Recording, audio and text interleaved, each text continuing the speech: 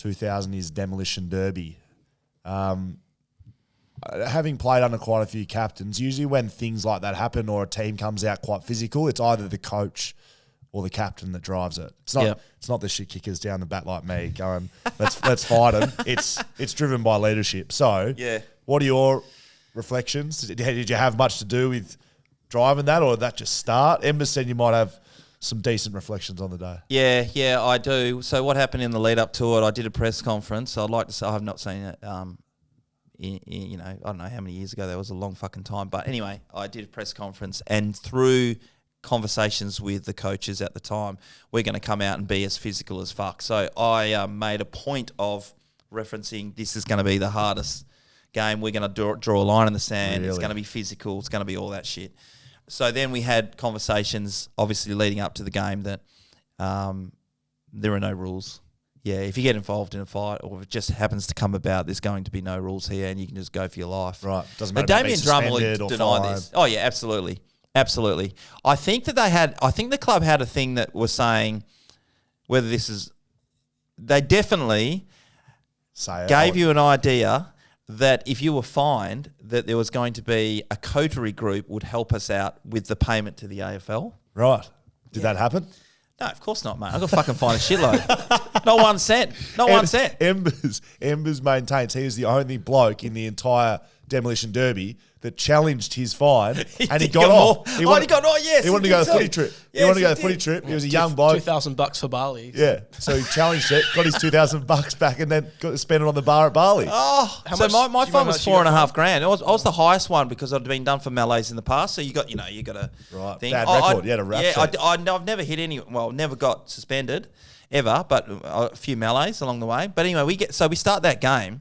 And obviously, people see the highlight. Oh, before we go out in the ground, Damien Drummond's speaking to me and Fletch, and he's going, make sure if any of the young guys get in, you're fucking in there flying the flag.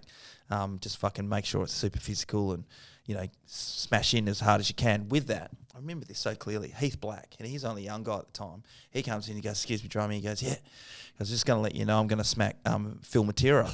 I've not told this to Phil. He's a good bloke. I love Phil, actually. I love him. Just going to let you know. Yeah, just going to let you know. And anyway, in the first, I think it was the first quarter, Heath Black did his groin and never played after that. And he and Phil Matera was going to wear one right in the Chevy Chase. Wow. He would have been belted. Wow. Absolutely.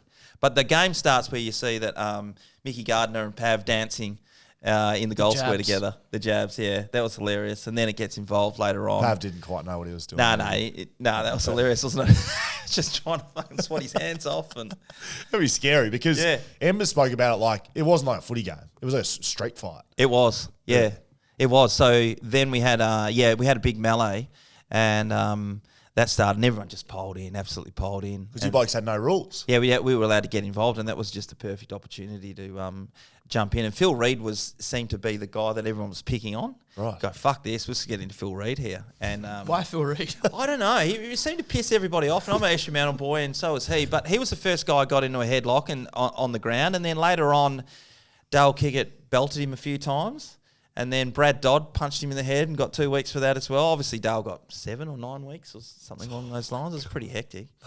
And then we all had to front the tribunal the next day. The game was a fucking beauty because what happened is the Eagles at halftime or in the third quarter were up by 36 points, I reckon, 6 goals. Yeah.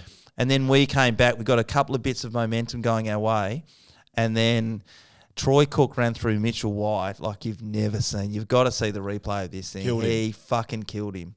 It was unbelievable. Troy Cook was hard, he was hard as his table, hard as the walls, and the ball was between Mitchell White coming out from the back line, deep in the Subiaco end of Subiaco Oval, and the ball just went over Cookie's head, and so Troy Cook's running and Mitchell White's running. You can see one person's running harder than the other, and Troy just cannons into him and just fucking flattens him, gets the ball, handballs at someone, and we kick a goal to bring it within 3 goals, and then the whole joint, the roof's just coming off the joint. Yes. We are just up and about. So it's a Freo home game. Kept coming. Freo home game? Yep, I'm pretty sure it was a Freo home game. Kept wrestling people, kept fighting, and got to the last bit, and there was a there must have been under a minute to go, and we had a boundary throw in at West Coast end in the Perth City end, which was where your old change rooms used to run out of, Will. Yep. There was a boundary throw in there, and I remember standing next to Benny Cousins, and I was going, fuck, hell, this game's been unbelievable, and he's smiling his head off. I'm talking to him, because it's just,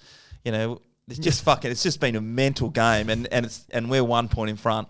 And sure enough, within, 20 seconds or so, I think we got a second ball up in that area, and the siren went, we all went bananas. It was so cool. Were you giving words after the siren to the West Coast boys? That's a good question. We weren't. Like I said, just getting to that point of the game, seconds out from the end, I don't know how long to go, and I'm talking to Ben in a positive way, because it was just funny. In reflection, it was a fucking mad game. It was an absolute corker. So there was no hard feelings after that, or was it? I don't think so. No, I don't think so. Not from free on it. We won. Who gives a shit? It was funny though when we turned up to the tribunal on the Monday or Tuesday, whenever it was. So you just go into the city and they do that video link call and all the rest of it. Anyway, so we're all in there. Heaps of people from LA's and whatever. Dale Kiggett's in there for striking. Brad Dodd's in there for striking. All on Phil Reid. Phil Reid walks in. He's got 2 black eyes. Oh. It looked. He'd been smashed. Yeah, poor fella. Do you remember the following derby after that? Was there like a feeling repercussion? We're going to cop it? No, there wasn't any repercussions at that stage. To be honest, there was a period not long after that, physically we thought we had it over the Eagles. So the Eagles had a star-started midfield for a great period with Daniel and Juddy and Ben, Braun. Embers was obviously a great fucking star player for them. So that was an unreal midfield. But we had some real, blue collar, Josh Carr and Matthew Carr, and they want to fight everyone, obviously, all the time. Cookie's hard as fuck. Belly's our captain in there. I'm playing on the wing and stuff like that. But we had a really good period against them because we believed, whilst that they were a more talented bunch, that we would be able to scrap them to death. When we walk out there, Matthew Carr playing on Ben Cousins, he's like, fuck this cunt. You walk past him, knee him in the leg. There's all this. Yeah. Those boys, the Carr brothers in particular, were really hard at it. So was Heath Black, and they love to walk out in those games. And I remember when Ben first got his tattoo, Such Is Life, on his chest, and the boys found out this before. No one knew about this in the public, and we're doing the warm up, and call a couple of us in and goes, if as soon as we get the opportunity and we get to tackle Ben Cousins, just fucking rip his shirt off. I'm going, what? He's got a fucking tattoo. You think he's a fucking bikie? Let's just get him to the ground, rip his fucking shirt off. And that has happened time after time in the first half. Everyone's just fucking wrenching out his jumper up, t-shirt, so you can see his tattoo, and just launching into it. Were they pitching it? Yeah, of course. Yeah. They were using all the everything you could do to make sure we got under his skin. But yeah, Dan, that was a pretty good period anyway through that part.